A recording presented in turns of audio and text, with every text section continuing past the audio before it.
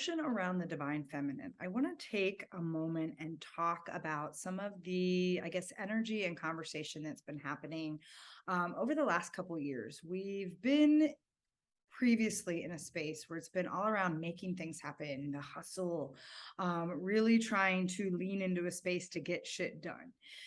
Then there's been a whole another side of the conversation that says, no, we need to be in this divine feminine. We need to allow ourselves to receive.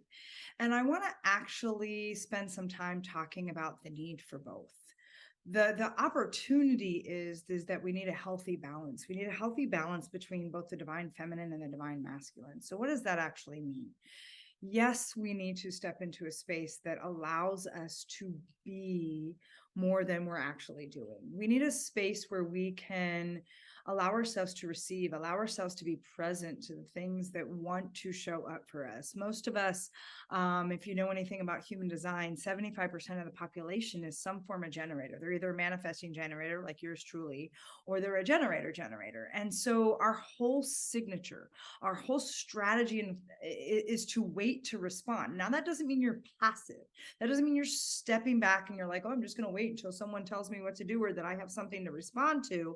It actually means waiting until your body engages and feels lit up. It's waiting for those things to drop in that are the due north, the yes, the hell yes, the things that like your body feels so deeply expansive you can't help yourself but step through. That's the opportunity to stand in the divine feminine. The divine feminine in being, how do I be? How do I do the things in my life that I find fulfilling? How do I do the things in life that light me up? How do I follow my own authentic authority and allow things to present for me to respond to, for me to lean into? Now, that's the generator side. If I were talking about projectors and manifestors, that would be different. But in general, we all have things and ways we get to respond based on what's moving and what's flowing around us. The divine feminine says, I trust. I can stay in a space that feels true to who I am. I can allow myself to witness, to observe, to receive all that life wants to bring for me, move through me, present. And I choose to feel into what is inspiring, what feels expansive. I choose to receive inspiration, the invitation, the dance, so that life and I are sort of doing this little salsa together, right? And we're in this space where you're being so aligned to the energetics and to the play around you that you just get dialed into the things that really light you up. That's honestly the essence of staying in your divine feminine. It doesn't matter whether or not you look a certain way or you dress a certain way or you are inviting in these things and you're creating these practices. And while those things can help to activate that space, sure, the way you feel about yourself, being confident in your skin, movement, yes, those things can be freeing and expansive. And it's simply allowing yourself to be in a space to feel the present moment, to receive what is presenting through, and to allow yourself to decide based on your own authentic authority whether or not that lights you up or not. That's the divine feminine. It's the ultimate invitation from the universe that says, do you want to play? Does this light you up? Do you have energy for it now? Do you feel like this is a dance you want to engage in? So when that happens, though, then there is a space that we need to actually create momentum. We need to create, and we actually have a space of action.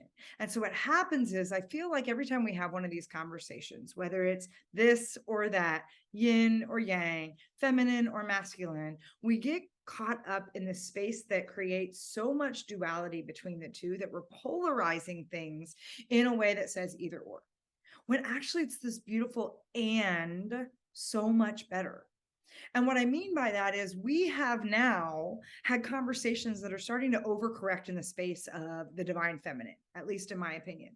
I think we've talked about divine feminine and you need to allow and you need to just be, and you need to be, and there's almost a passivity to it that people are using as an excuse to sit back and not engage in their life. Well, I'm just going to stream Netflix. That's just me resting and restoring. And while there's a place and a time for that, there's absolutely a place to binge on your favorite show, or to stream something on Netflix or on YouTube or whatever you might. And when we're using that as a constant default, when we're using that as a way to shirk our responsibilities, when we're using that as a way to not show up in what's calling through us, we're not respecting the divine masculine in our design as well. And when I say feminine masculine, I'm not talking male female or female male. I'm talking about the energy that we all have that can either create this duality, which is very yin yang, it's very soft hard, it's very this that, it's very, invitational and very claiming, whatever it is. We create this duality when we say, when we focus on the separation, versus creating this symbiotic way that they get to be interwoven, where it truly is a dance. And so if you think about something like a salsa, right, you've got someone who leads and someone who follows, and the salsa works because both bodies are moving in rhythm, right? They're both going cha-cha, whatever, they're going back, and it's a fluid motion, and it's a fluid motion of both entities, both sides of the equation moving in harmony, moving in unison.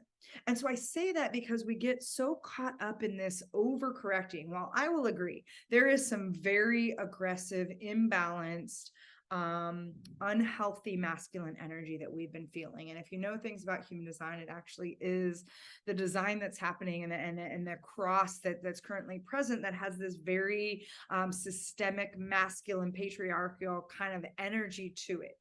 Absolute truth to that. And the best way for us to create the balance, to create the harmony, is not to steer the ship all the way to the right and go 180 degrees and the polar opposite, and try to compensate for that or combat that by going into a completely divine feminine, or actually what's happening is more of an unhealthy, imbalanced feminine. The opportunity is to look at what about the masculine is really powerful, and powerful not in a way of force, powerful in a way of actual true inner strength, both for us individually and for us collectively. And so when you think about the idea that masculine energy, it's not about getting rid of masculine energy. We need masculine energy. Masculine energy allows us to actually take action. It allows us to follow through. It allows us to put in frameworks and structures. It allows us to create. It allows us to be in that space to innovate, to bring new ideas to the table. And we need that in harmony or in balance with the divine feminine. So what we need to do is allow ourselves, though, the way to operate that is to first allow for the invitation that gives us something to respond to, something that lights us up, something that feels juicy and delicious, and we can't help ourselves but be in that space because it's just so expansive and it's gorgeous, and it just feels, there's that space, it feels like something we want to play in. Then what we get to do is move ourselves into then what is wanting to come through in how we play. What do we want to put into action from a place of inspiration, from a place of, wow, this feels like such a powerful yes in the invitation. What and how can I show up fully to activate that at the highest level? And so I think about it, for years, I was one of those people. It's like, you got to hustle, right? And I have to say over time, that word has started to trigger me. And I think because it has so much of that negative, unhealthy, imbalanced masculine energy attached to it. And words have so much meaning. They're like magic spells. They just literally, the way we define words, there is actually energetic vibrations and frequencies attached to them. So I think about it, I used to tell people all the time, I'm like, look, the hustle's only as good as the hustle itself. Like, if you don't know what you're hustling for, if you're just hustling. So if, for instance, if you're creating the ultimate 4-letter word, which is busy, you're just hustling, you're winding and grinding, you're burning and churning, you're just moving in a way that's keeping you always in motion.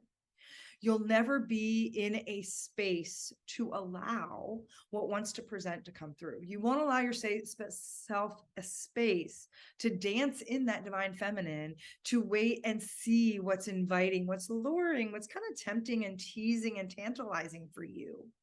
You won't have the space to recognize it. You won't have the space to be able to expand until there's no edges and feel the juiciness of it. That's the divine feminine. The divine feminine says, I'm allowing myself space. I'm allowing myself room to slow down, maybe even stop in order to speed up. I'm allowing myself to wait for the right dance partners so that I can respond and feel connected and feel juicy about that. And then the divine masculine says, how do we take inspired action on that? How do we start putting the pieces together? What could the framework look like? What does the system look like? How do we bring this together? What are the resources I need?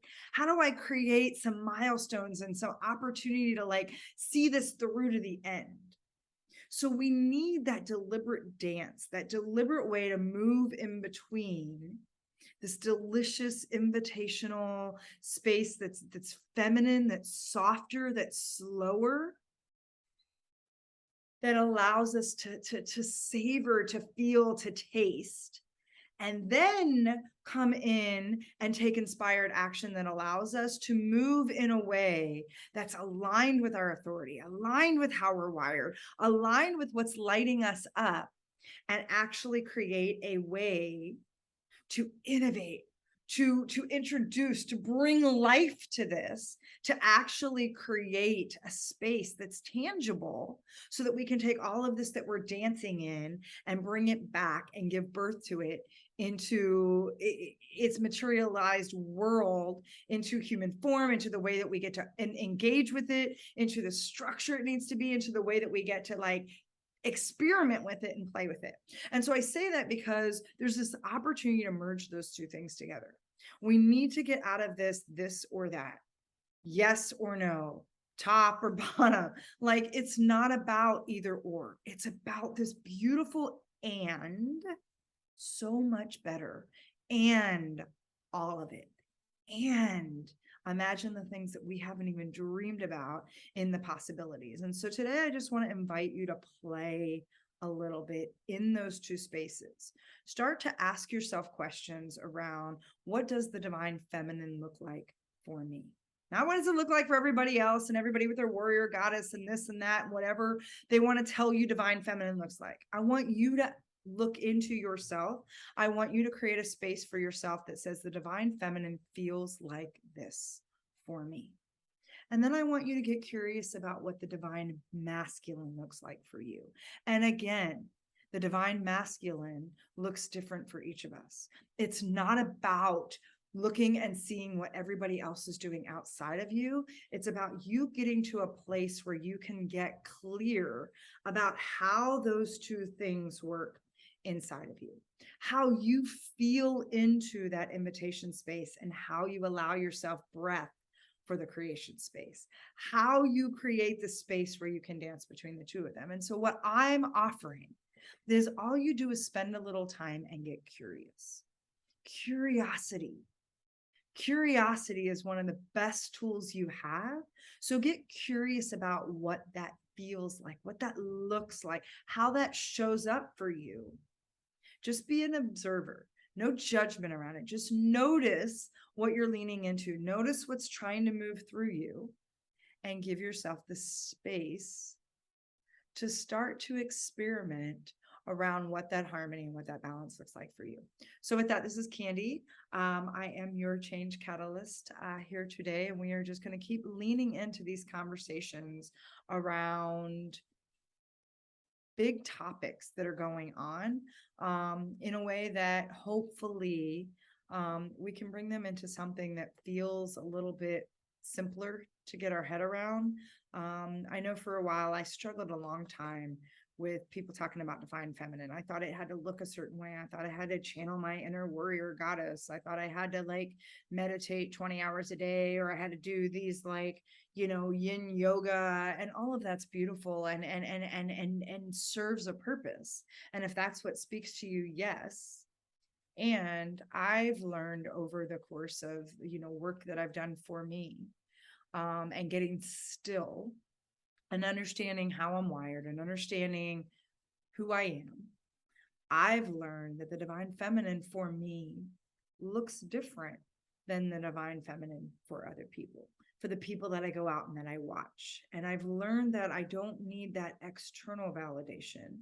I don't need to copy or mimic what's going on out there. I need to be true to me, that there's no shame in my version of divine feminine looking different than someone else's version of divine feminine. The same it goes for divine masculine. I get to feel into what's the right dance, what's the right harmony, what's the right equation for me. And so as I continue to get curious and as I continue to lean in and explore, I'm just playing in the experiment. And my invitation for you is to give yourself space to do the same. With that, I will catch up with you later. Make it a phenomenal day. And this is your opportunity to just spend a little time with you, explore, experiment, and be.